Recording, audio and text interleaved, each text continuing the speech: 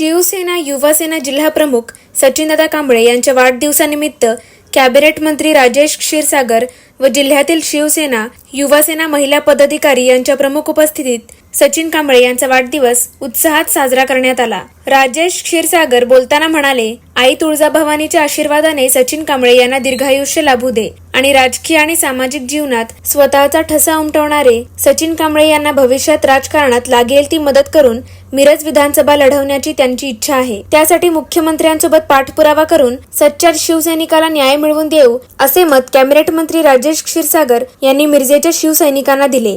यावेळी सर्वच राजकीय पक्षातील आजी माजी पदाधिकारी व मित्रपरिवार यांनी सचिन कांबळे यांना वाढदिवसाच्या शुभेच्छा दिल्या।